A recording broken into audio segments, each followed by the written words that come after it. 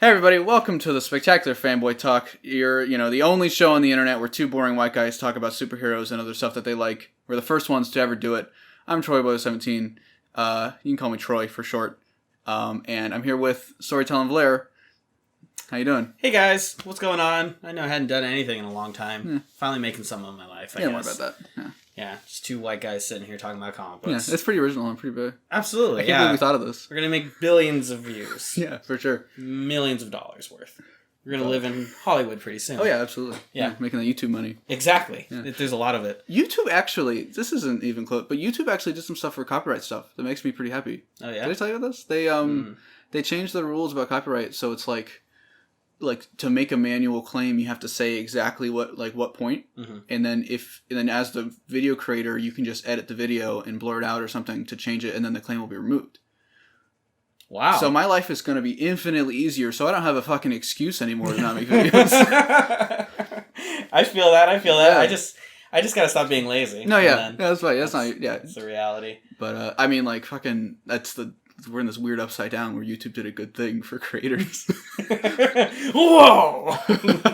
Mayday. Yeah. But how was your week, Austin? You do anything? It was pretty good. Yeah. Same old. Yeah. It was a huge week of comic books. Yeah. We could talk about that later. Yeah, we're talking about it now. Don't worry about it. Yeah. Want to talk about it right now? Sure, yeah, go for it. You want to see the Far From Home stuff for later? Yeah, let's save the spoiler stuff for the end. Okay. In case anybody hasn't seen it, assuming, I don't understand. If you're watching the show, you've probably fucking seen it, but just in case. Just for the record. Yeah. Yeah. Okay. Well, the newest issue of Amazing Spider-Man was amazing. Pretty good. By Nick Spencer. Pretty good. Yeah, it was really great. It also debuted Peter Tomasi, or not Tomasi, I'm sorry, Patrick Gleason. Was that him? He at the end. Oh, gotcha. At the end, okay. he was the first short story, the one where Peter was attending a class. Oh. Yeah. Oh, I don't know if I liked that. He was alright. Come on. It was alright. You have to admit, his Peter looked good. His Peter looked good. His Kirk Connors looked a little weird though. His Kirk Connors looked very different than Otley's. Especially, I think it was weird just seeing it. Because you literally go from Because Otley, I think, is my favorite Spider-Man artist to date. He's doing a great job. He's doing really well. I wasn't sure if I liked him at the start, maybe just because everything felt really bombastic at the beginning, because he starts off with Avenger level problems. Yeah. But then reading this series, you can tell that Nick Spencer is really trying to stay away from the Marvel umbrella. Yeah. You know what I mean? He's trying to really carve out his own corner. Yeah, that might be why I prefer, I really like the series, because I don't have to fucking... You don't have to read anything else. I don't have to touch War of the Realms or any of that fucking shit. You don't have to touch that. You don't have to touch Spider-Geddon. Yeah. The only thing you're going to have to touch is Carnage. Yeah.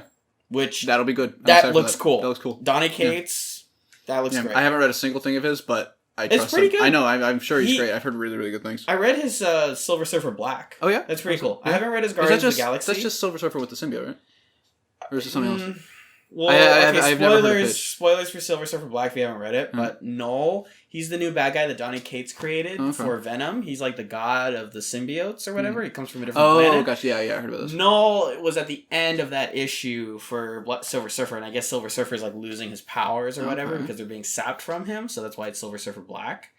Okay. He doesn't get the symbiote, but he's sapping his powers. Gotcha. It'd be cool to see. It's cool. I like it because it's just really trippy and visceral, and I love the idea of Silver Surfer being my favorite hippie of the cosmic universe. Yeah, I'd like to read some Silver Surfer stuff. Check out I know this is controversial, but you should check out the Dan Slott one. Really? Yeah, that one's so weird and funny. It's just a guy with a surfboard who travels through space with this girl who he's emotionally attached to. This person is I think she's destined to technically be his significant other. Oh, interesting. And it just happens to be just some girl who wears this ladybug outfit. I don't know, it's just something so simplistic. I prefer that rather than the Marvel Universe is getting ready to collapse on its own weight. The Silver Surfer has to come in and use his Omega beams. Yeah. Yeah, that's cool, the Silver Surfer Black thing. I might check that out if I have time, which I probably don't have time. I feel that. Realistically, I'm never going to check it out. But I would like to, in theory. If I didn't have to sleep or do anything. If there was a second Troy. Yeah. Oh, that'd be so nice. Somebody could edit, and then somebody else could live a life. Edits and does all the reading? Yeah. That'd be funny. That'd be really funny. But, anything else, or? Conan the Barbarian. Yeah? You talk about that. Go ahead. Go crazy. I won't judge you. Honestly? Okay. I don't know why. When I was a kid, I watched the Arnold Schwarzenegger Conan movie. Yeah. Those are like my favorite things Really? for whatever reason when I was a little kid. It was really strange. But, you know, I just liked it. I liked it a lot. It was really cool. And the theme song stuck in my head to this day. And I don't know. I heard like a good pitch to check out Jason Aaron's Conan the Barbarian. Uh-huh. And for a while I thought like, oh, this doesn't interest me because, you know, it's just too... This is going to sound bad, but it's just like, it's just too manly and too whatever. Yeah, it seems very masculine from the outside. Like, right. Yeah. And in a lot of ways, it absolutely is. Like, I feel my testosterone just boiling when I read that book. But I don't know. It doesn't do anything offensive to be like, oh, it's toxic masculinity. Yeah. It's literally just a guy with no... it's literally just a guy just, like, destroying everything in his path. And I think the thing that I love the most about it is they're all short, like, stories contained into one single issue. Okay. And so there's a beginning, there's an end, and Aaron is allowed to do whatever he wants. Plus, it helps that Aaron has written Thor for, like, however many years. Yeah. So he kind of has that kind of genre down. Yeah, kind of like mythical strongman. Yeah. With the, yeah. It's like he's telling stories that he wished he could tell with Thor, Yeah. but he couldn't. Okay. Because clearly there's a maturity gap. Yeah. You know? Yeah. Okay, that's cool. That sounds pretty cool. Yeah. Yeah. But, I mean, you know me, I only fucking read Spider-Man. That's fair. Yeah. No, I mean, Yeah. what else have you read in the month? Spider-Man. Right. The other Spider-Man book. Oh, okay. The other Spider-Man book. Oh, okay. And then... Let me look at my pile right here. We've got Spider-Man, My Hero Academia. Oh. I finished... I'm not finished. I'm caught up on the physical trades of that. It's still... absolutely incredible. The fact that you're not reading it kind of insults me, but whatever. You just can't get over the fact that it's backwards, I guess, so you can't handle that. Basically, my mind cannot wrap around that. That's fair. That's fair, whatever. But I'm caught up on the physical stuff. I think I'm past where season 4 is gonna end. Mm-hmm. Because the last arc, the next arc from like where we're going, it's long, dude. Oh yeah. It's like 4 of those big books. It's absurd. It's probably gonna be the whole season, realistically. It's gonna be really good. It's gonna be fucking great. I'm so excited. When does it debut? In September? October. Oh, okay. So we had to wait a full fucking year for it. Good news is though, it's good animation studio. Like it's Bones. Bones does really, really good stuff. It's not gonna be like One Punch Man where. Have you seen the stuff for One Punch Man season 2? You showed me. The animation's not good. It's not great. You showed me that season 2 really just takes a hit. It's pretty bad. I've heard the writing's still good, but I just haven't picked it up because of that animation. We don't have to worry about that with My Hero because Bones is good. And this next arc, the current arc of My Hero is weird because it's like so you went from basically like big Avengers level threat, like horrible thing happening to let's do a festival where we make a band. And it's such a weird, like a jarring jump, but it's like it's kind of refreshing because like you can't keep going after the hit after hit after hit of the big events. You kind of need this breathing room, and obviously there's still like villains and stuff in this thing, and there's still like a guy who's interesting. He's like a YouTuber villain, and he's basically me, but he's like a YouTuber Robin Hood actually. So he's not even like a villain. He just hates companies, and he wants to like make a statement with his crimes and stuff. It's really interesting. That's cool. Yeah. And it's good. It's cool. They're putting focus on one of my favorite like minimal characters, so I'm really, really digging it. Season 4's gonna be fucking sweet, dude. That reminds me of the change they did with the new Electro in The Amazing Spider-Man. Yeah, how she just like takes her phone out. Yeah, she's just like, all right, who wants you to kill this celebrity? Yeah, was that the first time she showed up? I haven't. No, she showed up in that book I gave you. Oh, the Spectacular. No, the what was it? The Amazing Spider-Man Free Comic Book Day. Oh, yeah, I haven't read that yet. Yeah, she showed up in that because I remember seeing her and I was just like, huh? What? There's a new one? Okay. She's interesting. She seems more like of a dynamic character than... Like, I like Max, but he's so angry all the time. Max and Matt Gargan, right? For Scorpion. Yeah. Those two guys, for whatever reason for me, like they've never really like stuck or resonated with me, so they're kind of interchangeable. Yeah, Gargan I kind of like from what I've seen in the animated series, how he's kind of like a piece, like a loser failure criminal, and then JJ gives him this opportunity, and we find out he's fucking crazy. That's my favorite part about Gargan is just the fact that like he's basically Mysterio. I just realized he's basically fucking Mysterio. They're all Spider-Man villains are the same fucking person. What I mean is like I like the fact that like J. Jonah Jameson actually like really backs him. I love that because especially when you kind of. I don't know. For the longest time, I didn't quite realize this. For some reason, I thought J. Jonah Jameson was just one of like Spider-Man's background characters. Yeah. But honestly, he kind of is a Spider-Man villain. He's the worst one because he's not really doing anything super bad, but he makes Peter's life a fucking hell. And not to mention, Peter can't just like walk up and punch him in the face. Or really even like address that problem, you know. Yeah, it's like Flash Thompson. He's the Flash Thompson to the adult Peter Parker. Yeah. But yeah, I like this new Electro. She's interesting. I really liked this issue. I like that they're introducing someone to kind of take the place of Doc Ock. Yeah. Because I mean, no offense to anyone who enjoys Superior Spider-Man or anything like that. I do think it's a cool idea. Yeah. But I do kind of miss Tentacle Doc Ock. Me too. You know, because like I don't know, there's something iconic about it. I think he's my favorite Spider-Man villain. Yeah, he's up there with me. It is kind of nice though to see change sticking. I'm happy. Yes, that's what I'm saying. Like, I'm happy that someone is gonna step into that light, so then I can have my cake and eat it. Yeah, too. Exactly. You know, I can have Superior Spider-Man in San Francisco. Yeah, because it'd be so easy for them to be like, oh no, he's evil again because people like Doc Ock.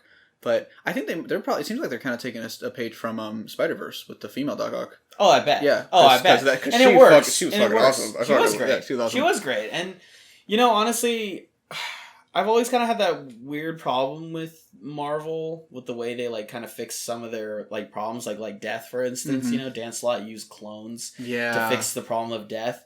Which, I'll admit, is pretty clever, to be honest with you, you know? But it's just then when you realize things like, oh, Harry Osborn's a clone. Yeah, it's like not the... Yeah. Did you just take all the weight out of this story that happened like a couple of years ago, you know? But I've really been enjoying how Nick Spencer's been like kind of resetting everything. Yeah. Because like even right now, Rhino absolutely hates Spider-Man. Yeah. And it happened in a very organic, kind of true way. Because I'm also reading the Miles comic. Yeah. And one of Miles' first arcs was he was teaming up with the Rhino. Oh, that's And the cool. Rhino was a good guy. And he was just like, yeah, I'm just looking for my nephew. Can you help me find my nephew? Maybe I will read this. That actually sounds It's really awesome. Good. Yeah. And Captain America shows up towards the end of it, too. Which one is it? Steve? Normal Cap, yeah. Okay. And he shows up at the end of it. And, like, it's just about Miles and him doing that. And just Rhino just being a normal guy looking out for his own. And then you think about it, like maybe a week later, that's when Hunted happens. Yeah. And then it's a little bit more tragic because all of a sudden you're just like, dang, you know, like a week ago. He was just looking for his nephew. Yeah, he was just looking for his nephew and he was hanging out with Miles, you know, but because of this miscommunication with Peter, you know, it's back to scum and villainy, I guess. Yeah. Back to the cantina, I guess. Yeah. But that's cool. That's interesting. I think I might pick that up then. I've been a little hesitant to pick up that Miles book because, like, I have been burned in the past with Miles stuff. Like, the previous, not Bendis stuff necessarily, but, like, a lot of the previous Miles stuff that I've read hasn't really stuck with me and hasn't really stuck with, like, it hasn't really hit the marks that I want from Miles. Right. So I wanted to give this a little bit of time. I wanted them to make Miles into his own. It sounds like that's what they're doing, so I'll wait till the trade. I think I'll pick it up. As, like, my definitive statement for this, I think Gwen needs that kind of work. Yeah. I think that statement about Miles is absolutely applicable to Gwen. Because I think Gwen needs a little bit more time. I think a writer who needs to be inspired, you know, about the Gwen Stacy character needs to run in there and just do his shit. And then, but with Miles, I don't know. Something's been resonating with me. Yeah. I mean, he doesn't do the graffiti and stuff like that, like, you know, he does in the movie. But, it reads like Miles, you know? Okay. Like, I hear the voice actor. Shamik, I, you know, like, today, I read the newest issue, and Miles was, like, trapped in this place where they're testing his abilities. Oh, and, like, there's a lot of powerful moments where he's just screeching, trying to get out of, like, this box they essentially have him in. And, you know, it just feels intimate in all the right places while also feeling, like, excited. I don't know. It's just everything you want from Miles. Yeah. You know? Okay, so that's cool. I recommend it. Yeah, I think I would probably pick it up if I don't have a ton. Because I rewatched Spider-Verse last night again for the 30th fucking time. It's fair. It's fucking incredible. I love the character now. Mm-hmm. I think Miles is up there as like one of my favorite characters in Marvel now. Dang. It's probably it's in Marvel, so it's not really a ton for me to pick from. It's like Peter, Miles, and then Marvel's starting to get there. They're getting there for me too. Yeah. I'm not like oh fuck everything Marvel anymore. Mm-hmm. You know, I've definitely grown, but I think the Spider-Man side is kind of the only side I care deeply about. really. Yeah, for me, it's Spider-Man and Vigilantes, really. Yeah, the street level stuff. Yeah. That's always kind of been what I've... Yeah. Like, the current Daredevil stuff is amazing. I've heard it's great. I've heard it's really, really great. Spoiler alert for issue, I think it's 4 or 5, something like that. There is this great moment where, like... So basically, Matt accidentally murdered a guy. Oh. And it was an accident. Guy, like, smashed his head, dead. So the cops are after him. Mayor Fisk is obviously after him. He got his butt kicked in front of, like, a bunch of cops. And then he gets saved by the Punisher, who then lectures him. He's just like, oh, you finally you finally joined me? You finally realize that I'm not insane? Hey, look at me. We're killing buddies. Look at that. We kill people. And then Matt, like, tries to reaffirm, like, no, I'm not you. So he, like, knocks the Punisher to his side. And then he tries to go fight crime because he's just like, no, I'm a hero. Mm-hmm. He messes that up. The Defenders come up, save him. And then they're just like, Matt, you need to retire. Or not retire. They're just like, Matt, you need to calm down. Yeah. And then Matt leaves. He goes to his apartment. And then someone comes in. And it's Peter. Oh. It's Spider-Man. Oh, and that's cool. He shows up and he's like, look, man. He's like, we've all been heroes for a long time. And there comes a point where we can't do as good of a job as we did. And I think you've reached that point. All you're doing is nothing but harm for all of us. And I hope that someone would come to me when I start doing that. Yeah. That's really cool. It is kind of ironic that Peter's the motherfucker saying that. Like, Peter, you've been here since the fucking 1950s. Shut the fuck up. You are not one to talk. What makes it better, and what I like about it, is when you have the context of Nick Spencer's Spider-Man run, because then when you realize that this Spider-Man now is more focused on responsibility, it's totally within character for him to just do this right away. I like that scene. When you see it in the scene, it's probably amazing. But when you describe it to me, saying Peter Parker tells you to calm the fuck down and not be a hero for so long, it's like, shut the fuck up, you hypocrite. Yeah, I definitely see that. Yeah, but I'm sure I have heard that series is amazing. I would pick that up once I start feeling Daredevil. Yeah, I would say that's probably a good start. Yeah, just I wanted to pick it up like when it's like a little while ago. I was trying to pick it up and I just couldn't figure out the best place to start. But that's where I'm sure. Just start with this first Chip Zdarsky. If you have to buy the trades. Oh, is Zdarsky doing it? Yeah, Zdarsky. Oh, I thought it was Soul still. No. No. I honestly, I respect Soul. I do. But to be honest with you, his Daredevil, like, looking at it in comparison to Zdarsky's, it was just, bare minimum. It's bare minimum of what you want from Daredevil. Okay. Because what I've read of the Soul stuff I enjoyed, but it was fun. It was fun. It's just this stuff feels like the show. Okay. It literally is like the show. Gotcha. Does, very serious question, is he still wearing the black suit? No. Fuck. I love that suit. I love the black suit. It looks so fucking cool. He's going back to basics. He's having an Oliver Queen reset. Gotcha. The best kind of reset, yeah. Yeah, exactly. Yeah. Like did all of his friends explode? All of his friends... Because that's not an Oliver Queen reset until all of his friends...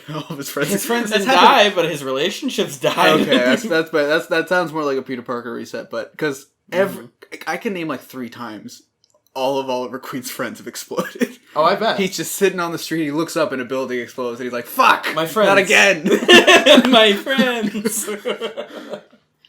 But that's cool, though. I didn't know Zdarsky was doing that, but I think I would pick that up. Zdarsky, I mean, he's always been a great writer, although I will admit I really had a rough start with him with his Spectacular Spider-Man run. Yeah, because I was more focused on comedy than... I will admit, looking back on it, I think I appreciate it more now because, like, back then we didn't get a lot of, like, decent...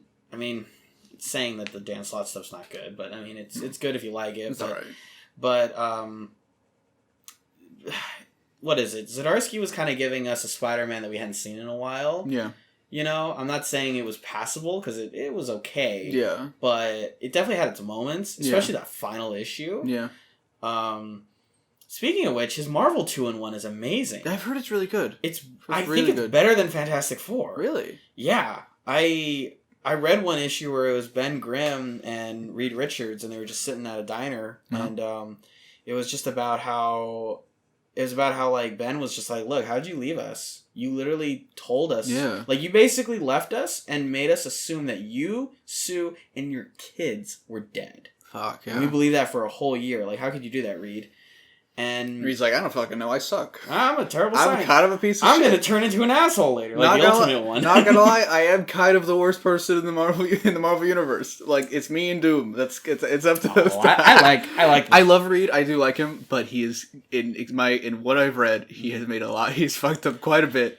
I hope, and that's why I like the character so much. Yeah. He fucks up so much. I love. I really hope that when they introduce him into the MCU, Yeah. I hope he's not just a carbon copy of Tony. I hope he doesn't have that same pissy like attitude that Tony has. Yeah. I really hope he's just like total dad joke, like genius who's just like, oops, slight miscalculation. It's weird because it seemed like they took a lot of the stuff from Reed and gave it to Tony in terms of like he had the best intentions and then it like with Ultron and stuff. Yeah. Like he had the best intentions and he used his tech to be responsible, but it ended up backfiring. Mm-hmm. And I think like if they were to try to do that again, it would feel kind of like a repeat. Well, so maybe that might be why they want to wait. It seems like they want to wait a while before bringing them in, which I think they shouldn't. I think they should just bring them in right fucking now. Yeah, the sooner they come in, the better I will be personally. Yeah. But we're in this weird like in between phase. The reason why I liked that moment in the diner though was because Reed eventually explained it, saying. He's like, look, the reason why I kind of did that was aside from just we were stepping away from being superheroes because that's what we were for a while. We wanted to get back to research. But also because it was the only way that Victor Von Doom would stop being a bad guy. Oh. Because Victor would, like realizing there's a world without Reed and Sue, he would step up to the plate. Yeah. In which, when you think about it, he did. He became the infamous Iron Man. Yeah. Which, to be honest with you, I mean, the best bad guys are the ones that think they're good guys. Yeah. And if that doesn't fit Doom, then I don't know what fits, right? So, I don't know. It was a cool issue. It was a cool issue. I recommend anyone to pick those up. Okay. Yeah, I think because, I do remember when those were coming out. And they're very standalone, too. Yeah, exactly. Which is really nice. Yeah. I think I'll just let you borrow it, to be honest. Yeah, that'd be cool. Yeah. Yeah. But, anything else, or... No, we can start talking about the... You want to go to Spider-Man? We can talk about the elephant in the room. Alright, so this is your official spoiler warning for Spider-Man Far From Home. If you have not seen it, get the fuck out of here, or don't. If you don't care, cool, give me some more watch minutes. That's cool with me. But, at least he's honest, folks. I gotta get that fucking YouTube algorithm working for us. For both of us. We gotta get it running. I'm like a car that's been sitting on the side of the road for a year. You look like your service light came on, but you're still Gucci. Yeah, I'm like the broken down car that you just can't let go of. But, Far From Home. You and I pretty much agree on it. I think you are a little more extreme than I am. Well, okay. The time that I've spent since I've seen it till now, I'm a little bit more forgiving of certain things. Yeah. There are some absolute things that I definitely condemn. Yeah, me too. Do you want me to go ahead and get into that? Yeah, sure. Yeah. The biggest one for me is Peter giving the glasses to Mysterio so soon, so sudden. I think, like, the way it was, like, obviously for the plot structure, it's interesting to see him have a failure and fucking consequences and for there's it. There's consequences. Granted, there are only consequences in this movie for the big stuff. There's no social consequences. There's no... Yeah, I wanted to get into that. Nobody yells at Peter for ditching the school trip, which is fucking, like, expulsion-worthy. Right. Or people getting pissed off at him for constantly ditching. Yeah, like, the fact that MJ still gets together with him after he ditched her at the opera, that's the perfect, like, example of how this universe has felt with Spider-Man. I think the biggest one for me, the biggest one that makes me just feel like the whole universe is a joke is when that character Chad, I can't believe his name is actually Chad. Brad. Okay, I mean, might as well be. He looks like a Chad. He looks. Oh, damn right, he looks like a Chad. When Brad points out to the teacher, he's just like, is no one just gonna not mention the fact that Peter's not here right now? And then the school teacher's just like, I don't care. There's just bigger things going on. Yeah. It's just like, what teacher in what universe is gonna be like that? Is gonna ditch a kid during a fucking crisis. Right, and I'm not asking for like total realism, no dark, DC universe. No. I'm not asking for that.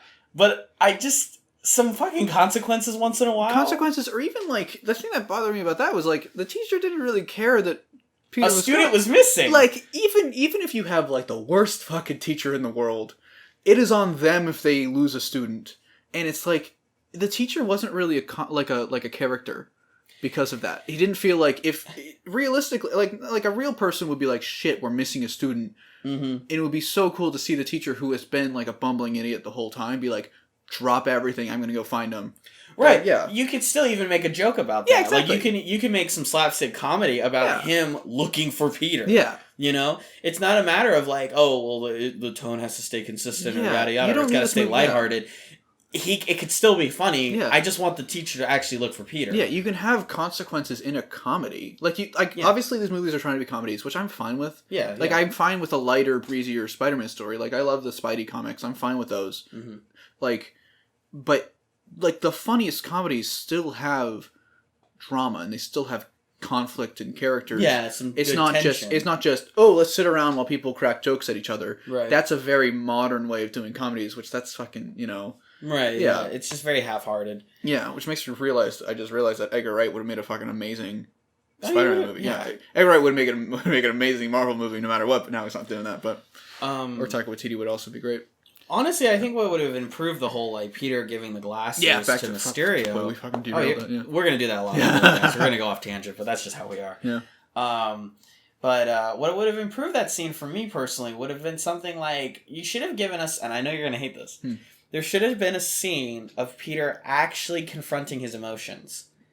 Like, straight up. Confronting the fact that he is upset about Iron Man. Yeah. What would have been the cherry on top is if he would have included Ben. Well. Yeah, exactly. Yeah, he would have made a passing mention about Ben. I don't want Peter to not give a shit about Tony's death. In this universe, I am okay with a Tony mentorship. It's fine with me.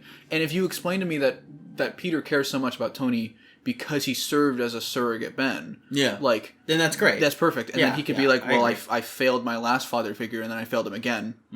Like, that's... I'm fine with all that. I think that would be perfect. I think that would have added a lot. I think a scene like that where you actually explore the fact that, like, obviously we knew as the audience that Peter was Tony was a big deal to Peter.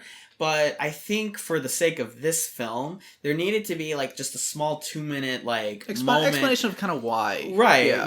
With Peter and Aunt May, because Lord knows we could have used some more touching moments with Aunt May. We could have had a fucking character with Aunt May. Yeah, and so I think if we would have gotten something like that, we would have then believed that Peter was a little bit more grief-driven than he was, because someone could make the argument that, oh, well, Peter was so heartbroken that Tony's gone, that's why he gave the glasses, and that's a fair point. But the thing is, though, is the film failed on its job of articulating that, and it relied on the movie before it. It relied on us knowing the character and just kind of inferring that, as opposed to presenting it to us.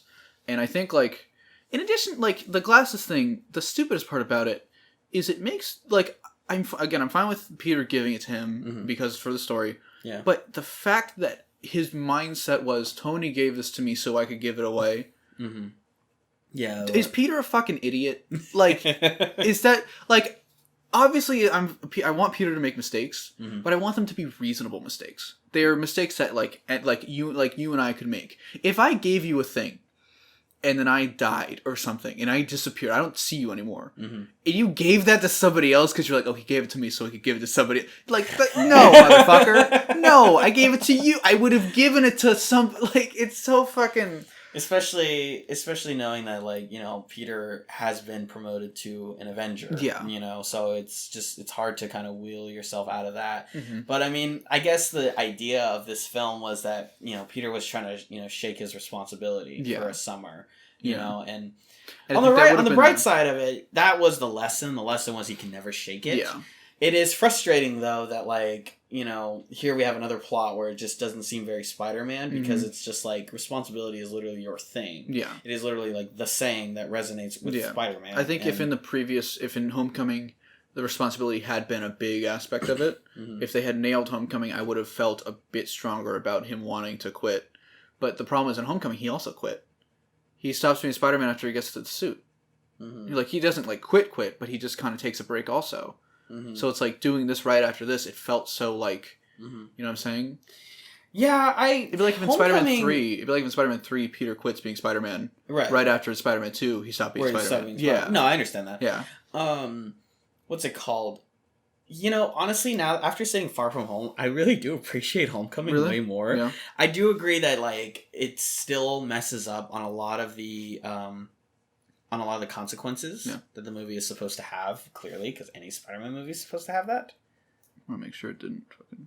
We're good. Okay. Okay. Yeah. Anyway, the thing that I know that the problem with Homecoming is that it has a lot of it doesn't have a lot of responsibilities. Yeah, it's a very like Disney Channel Spider-Man movie. Right. Yeah, he just goes through the motions of it. The thing that I did appreciate was that one actually did feel like it did feel handcrafted. Yeah. To a degree, and there were a lot of moments that were very Spider-Man. Yeah. Like the one where he's in the alleyway putting on the suit. Yeah, it felt like somebody wanted to make that movie. Yeah. This movie kind of felt like they were like, we have to make a new Spider-Man movie. Exactly. Yeah. Exactly. So and that's what frustrated let's just throw me. it all on the computer. Let's just reverse shot every single thing. Did you hear about how I heard this from another YouTuber, so I'm not sure. Mm-hmm. But apparently there's a deleted scene from Far From Home. Yeah. And what it is him and Aunt May are like going back and forth, and Peter had to sell all of his Star Wars. Yes, I did hear that. Yeah. Not all of it. I heard it was just the one. It was the guy. It was the obscure character from Empire with the bald guy. I fucking forgot his name. Right, he had to sell something. But still, it's the idea that he had to sell something to afford this trip. Yep. God, how much would we appreciate it? I would have appreciated that one tenfold. That would have literally just been like, I mean, it wouldn't have been like when Peter said no to the suit. No. But, still. It would have felt like he has actual money troubles instead of like how it feels right now where the Stark Foundation is paying for everything he's doing. Yeah, it's just like you're going to tell me that Happy is not going to pay for Peter? Yeah. Yeah. I mean, he's definitely giving money to Aunt May. No, yeah. She's getting some free meals. Yeah. But yeah, I hated that whole. I think back onto anime. Mm-hmm. I hated the whole Happy thing. It was fucking gross and fucking inconsequential. It didn't add anything. Yeah, and it made Aunt May more of a not as much of like a sex object like she was in Homecoming, because that was a big problem I had with Homecoming. Like every single scene, she was just like everybody was talking about like, oh, your aunt's so hot, Peter. Yeah. And I got kind of frustrated with that. It still kind of felt like this a little bit better, but it just felt gross and unnecessary. Right. So I hated that whole aspect. But the aspect I hated the most, we'll just go. I'll talk about that in a little bit, but let's talk about Mysterio, because finally we can fucking talk about Mysterio in spoiler talk, because that's the thing you can't talk about in spoilers, because I guess nobody's gonna know he's gonna be a villain. That's the big reveal. Surprise! Woo! Surprise! The villain from the comics is the villain in the fucking movie. Yeah, yeah. But I know you didn't mind this, but I had a big problem with Mysterio being connected to Tony again. Mm-hmm. I was fine with it with the Vulture, because the Vulture in the comics is honestly he's a pretty simple backstory. Mm-hmm. I wanted in my Homecoming rewrite, I say like, oh, it'd be cool if he was connected to Falcon to keep the universe connected. Yeah. And it feels, and you would think like I would be fine with them doing the same thing with Mysterio. Mm-hmm. But they connected Mysterio to the holograph stuff from Civil War, and that was cool until I remembered they did that at the cost of the filmmaking aspect of Mysterio. They turned Mysterio from a failed filmmaking, failed CGI effect or practical effects guy into just another tech guy, into just another former employee of Stark who Stark fucked over, and he feels again just like an Iron Man villain again. Yeah. And it's like you take away the one thing that made Mysterio so fascinating to me. Not the one thing, because I always loved how he was a failure and all that stuff, like fucking Mike Gargan. But you take away the one thing that I loved about him, which was that filmmaking aspect. And did you see NerdSync did a video about Mysterio and how it changed his life and stuff? Yeah. And it's like Mysterio didn't have that big of an effect on me, but I could see it having that effect on other people. This version of the character doesn't do that.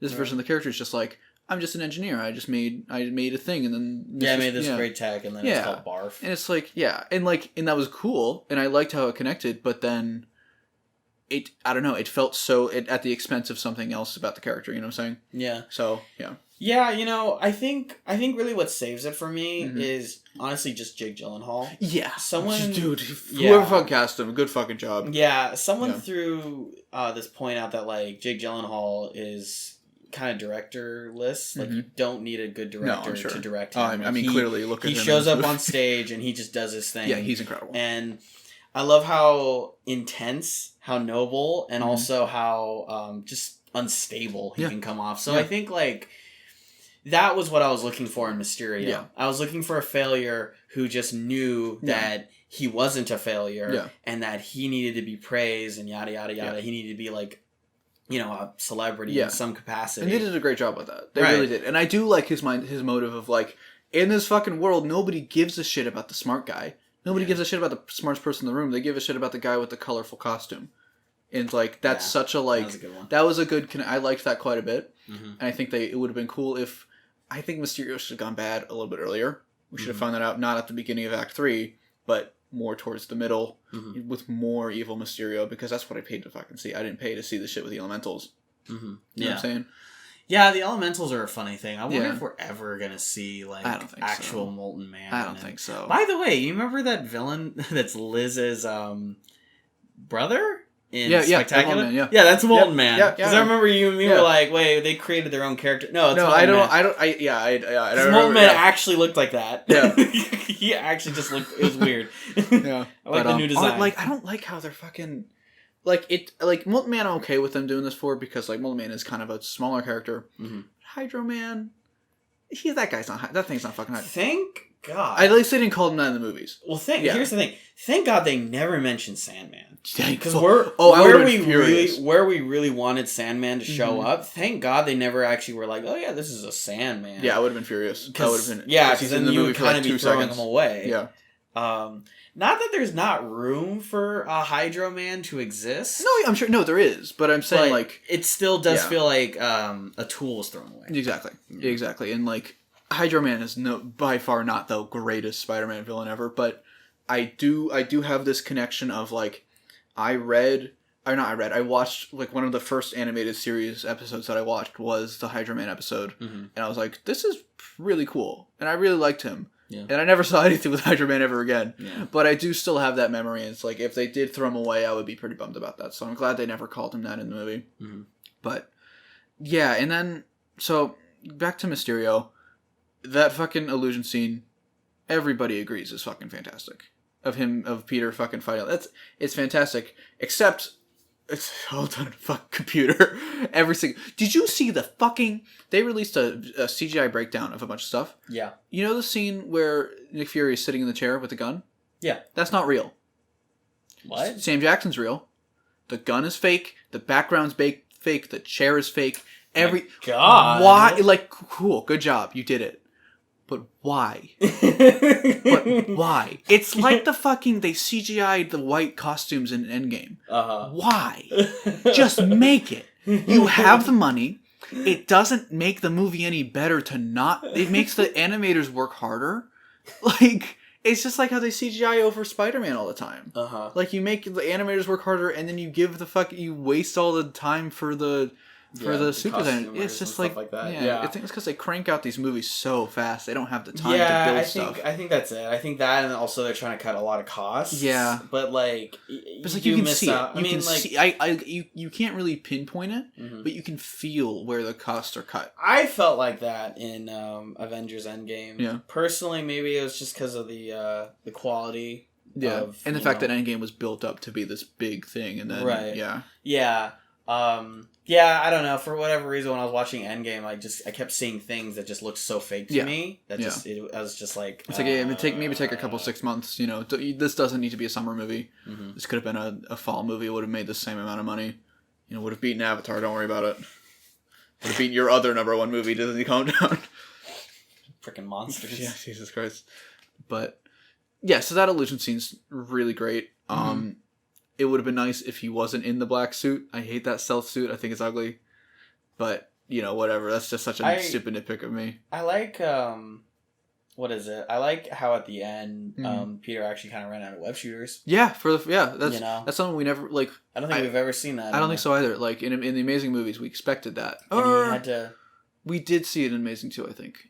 Probably for a moment. In the Electro fight, he used all of his webs. Right. Yeah. Or no, they short circuited. That's what it was. Yeah. Because Electro was short circuit. That's still basically the same thing. So, I always like those kind of moments. Those are Peter Parker moments. Yeah. Those are moments when you get to see Peter actually, use his brain and improvise. Doesn't need a fucking computer to tell him what to do. Thank God. Yeah. They got rid of that. It still exists. There's no way it doesn't exist. Right. I bet it's still in the Homecoming. You know what I really hope he throws out?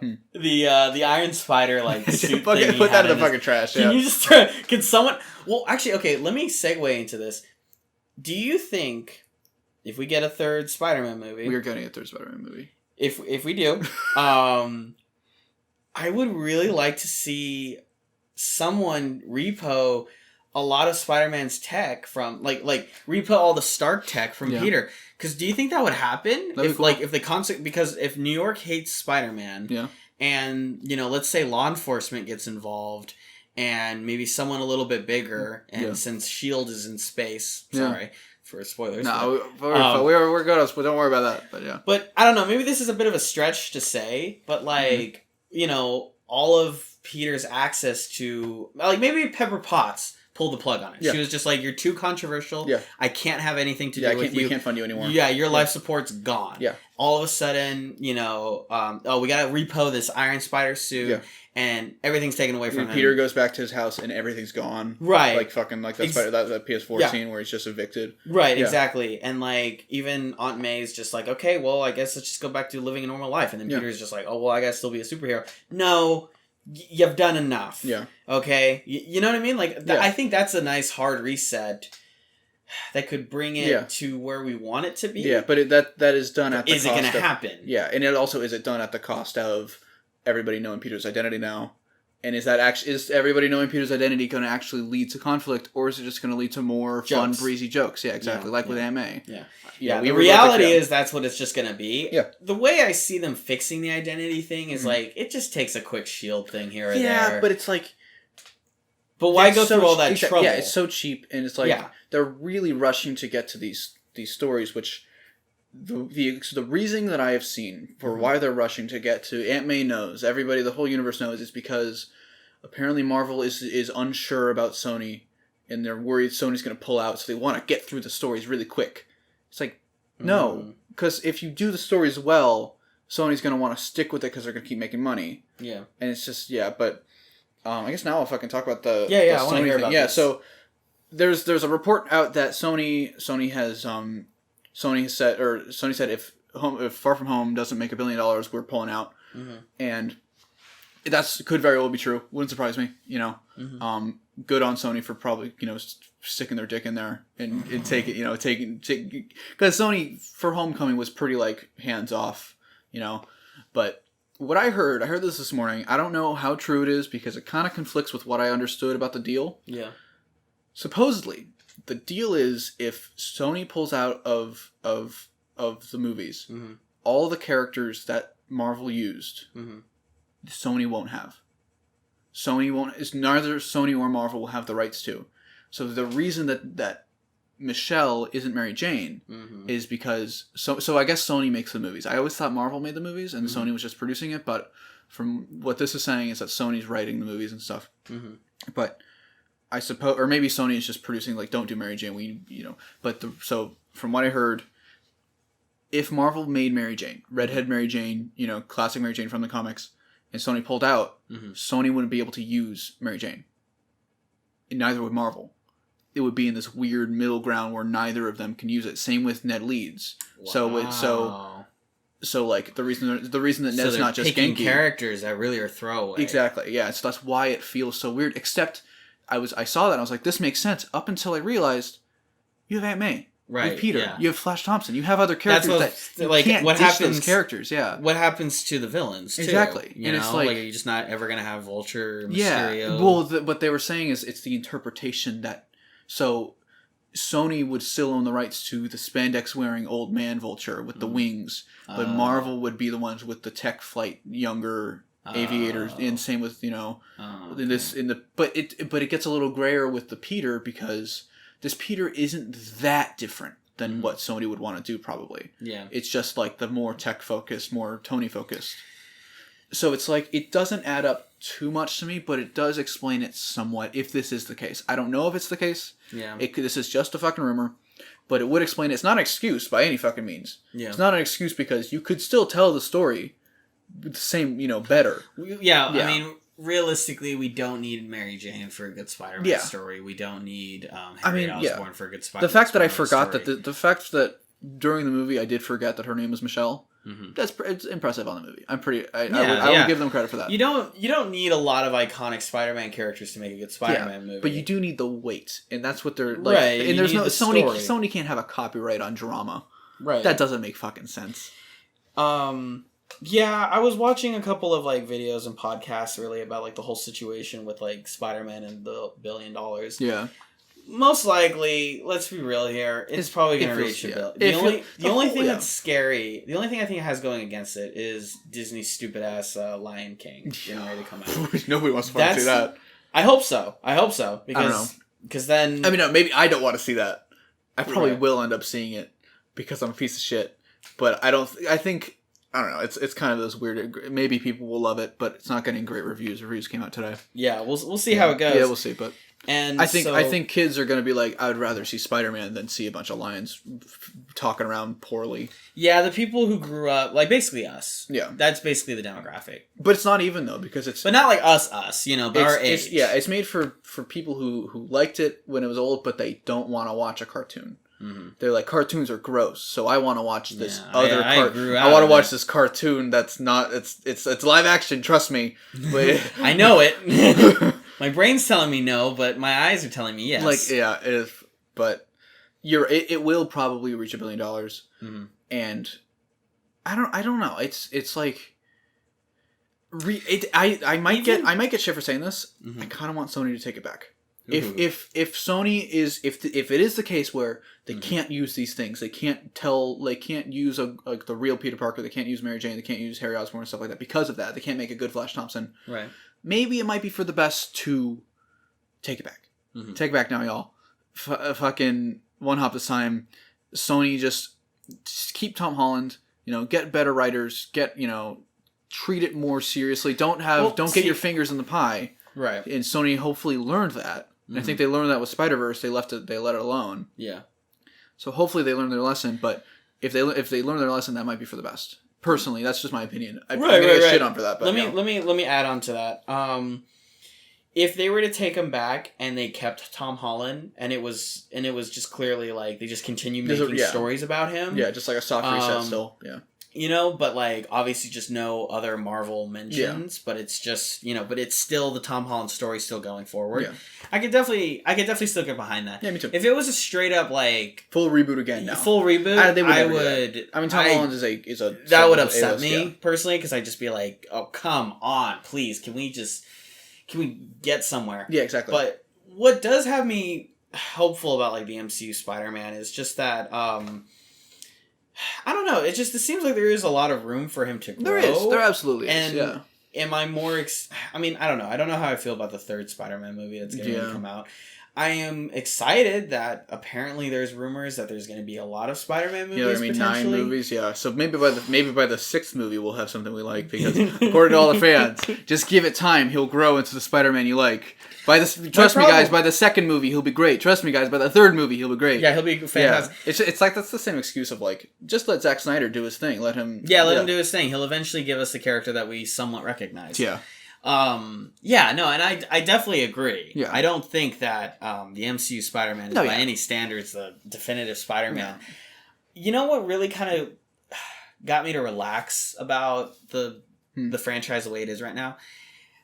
The moment I realized this really is just a kids movie. Yeah, it is. It's a Disney Channel original movie. Right. Which that's a little insulting to things like Minutemen because I fucking love those Disney Channel original movies. But right, but like once I realized that, I was just like, okay, all right, that's why the consequences are not harsh. That's why you're not going to see MJ, which I just don't understand. Get proposed by Yeah, but it's like as a kid, I fucking watched the Spider-Man. I know. Either way, we watched that film. Yeah, Spider-Man is a kid's property, just like Star Wars is a kid's property. Yeah, just because it's a kid's property doesn't mean you should make the prequels baby stuff. Yeah, but you can still tell the mature stories. But you're right; they are treating it like a modern kids thing. Like it just made me feel a little bit better, just because I was like, okay, fine, just write it off like that. Yeah, and basically cut your losses. Yeah, that's how I had to Which sucks in general because, you know, in this landscape of all these faithful comic book adaptations, it still is a bit infuriating that, like, Spider-Man is not where he should be. Yeah, it's not the pinnacle, because you'd think we've had so long. I mean, we've had 3 interpretations. What I want from the MCU Spider-Man is I want him to be a pillar of the MCU like he is in the comic books. Exactly, yeah. I want him to be in his own corner where he gets, like, where cameos can happen in his movies or whatever, or he can cameo in other movies. Yeah. Treat him like the Guardians. Right, honestly, and just let him do his thing. He's got enough villains that they all can, you know, you can literally make like 10 sequels. Yeah, exactly. And you'll be fine. That's what Sony was going to do. You can take his villains and have them go into other movies. Yeah. You know, Spider-Man is just one of those characters that I just hope that, like, he can just grow on his own. Yeah. You know? And that's why I'm kind of excited for the future of him. But at the same time, yeah. It's tough seeing this Spider-Man mentor, like, eventually Miles Morales. Yeah, like, how's that gonna happen? Yeah, exactly. I could see maybe them killing off this version and bringing in an older one, but, you know, maybe Toby if it's going to be a dream come true. But yeah, I don't Toby see would this. do it. No, I know, he wouldn't. Especially Andrew might. Andrew totally would. I think. I think so. No, Andrew got fucked over. Andrew. I saw an interview with him and Amy Adams, and they were both like, "We don't want to touch superhero stuff ever again." Yeah, because they were like, "We both got fucked over on these characters that we love." So. Yeah, honestly, realistically, I don't think that would happen either. No. Although I think, like I said, Marvel and Sony are totally interested because that's why J.K. Simmons came back. Yeah. That's the only reason. Because they knew that, like, that kind of hype in a movie or in any kind of franchise obviously sells tickets. Yeah. You know, especially when you have a bunch of people like... I mean, I had a bunch of friends blowing up my phone telling me, like, stick around for the end credit scene. Which, of course, I am. Yeah. I mean, I got spoiled that spoiled for me. Yeah. Well, it's because I kind of expected it because he was at the red carpet and stuff. So like, was he? Yeah, and like you saw him, and it's like, well, that's why you can't watch that. I know. Stuff. Well, no, I wasn't watching that stuff. It just showed up on my fucking Twitter. Oh, it showed up on your feed. Yeah. Oh, dang. But is that what made you decide to stop really using Twitter? Yeah, pretty much. Yeah. Well, and to mention just how fucking toxic. By the way, if you're thinking about like attacking me and him because we have different opinion of you, please don't. We'd really appreciate that. Please be nice. We have different opinions. If you like this movie, that's cool. That is all good. We forgot to do this disclaimer at the beginning of the... But yeah. Yeah, I mean... You have to make that disclaimer now every single time you talk about Spider-Man at all. Wow. Yeah, it's great. Twitter's not great. It's rough. I mean, look, guys, like, here's the reality. If you don't like our opinion, you know, stop watching our stuff. Yeah. I mean, that's just what it comes down to, honestly. Yeah. You know, everyone has a different opinion. Yeah. Everyone shouts on the internet because we have different opinions and like similar things, dislike similar things, whatever. You're allowed to like whatever you want to like, you know. Yeah. As long as that's what I was. Yeah, and you're allowed to disagree with us and talk to us about it if you're civil about it, you know. Yeah. Yeah. And that's why I mentioned like earlier, you know, like me and him don't really like the Dan Slott Spider-Man stuff, but you know, like I try to make an effort to recognize that there is a generation of Spider-Man fans who really like the Dan Slott Spider-Man stuff. Mm-hmm. So. Still, doesn't mean I can't critique it, but doesn't mean I should, you know, shit on anyone who likes it. You know, it's the way it is. Yeah, totally agree. But, do you have anything else you want to say about Far From Home? We've probably missed a bunch of shit, but, like... Yeah, but we kind of got our thoughts and our general opinion. Yeah, and I think what we've said is kind of fresh. Yeah. You know, there's some things here or there that are just a little unique to us. Yeah, but... and in my rewrite, obviously, I'm going to go in depth and stuff, and, you know, we share a lot of stuff, so... Yeah, exactly. Yeah. So, yeah, no, I mean, honestly, that's just really it. I don't know if I'm excited for the next one, but I also am. Mm-hmm. I don't know. I'm intrigued. I'm not excited because I have this cynical feeling that they're gonna not do it as well as it could be again. Like obviously, like the past 2 movies, but it could be decent. It could be better. Right. Yeah. And what hurts for me the most is... You know, Watts is going to do what he did with Aunt May at the end of Homecoming. Yeah. And that is all the character growth, all the interesting, you know, scenes that you would want to see, you know, a director tell. He's going to skip over it and let your imagination... 6 months later, everybody's kind of over hating Peter. Right, you know? He's going to let your imagination fill in the storytelling. Yep. And that's just a bad director. Yeah. That's a bad storyteller in general. Because... Yep. You know, leaving it up to the audience's imagination is for great. Certain things, It works for like horror movies, but there are other things you need to see. Right, you know, just to tell a confident, good, you know, story. We needed to see Peter and Aunt May when she first saw him in the suit. Yeah, we needed to see him try and explain it away, and then her being like, "What the fuck." Or and her being mad, and because in the JMS run, she doesn't talk to him for weeks because of this. Right, she gives him the silent treatment for like a month. Or at the very least, if you're not going to give us that, Yeah. give us the moment when Peter and Aunt May, embraced again. Yeah. You know what I mean? Yeah. When, she hasn't seen him. I mean, well, for her, it's probably she hasn't seen him in a day. Yeah. But, still some sort of emotional tension, because even though I do appreciate that the movie explained the blip right away and kind of in a comedic tone to counteract Avengers Endgame. It was a little too comedic because this is a serious thing. Like you could have still kept all the comedic stuff. That's fine, whatever, with the school. But I do think that emotional moment with Peter and Aunt May could have served a larger purpose. Same, just this feeling blipped, of loss. Exactly, really, yeah. that's what needs to. That's what should have been felt throughout the entire movie. Loss and responsibility. Yep. Yeah, and that's literally the entire fucking point of Spider-Man. Yeah. Really, at the end of the day. Yeah. Yeah. But all right, well, I guess that's kind of what I have to say about that. Thanks for watching this podcast thing, and thanks for watching. If you're interested in, you want to keep us, if you want to see more of this shit, let us know in the comments. Or if this is on Spotify, then I don't fucking know. There's no cool beans. Yeah, cool. If you want to see more of my stuff, hit me up on YouTube, TroyBoy17, or Twitter or Instagram, the same name.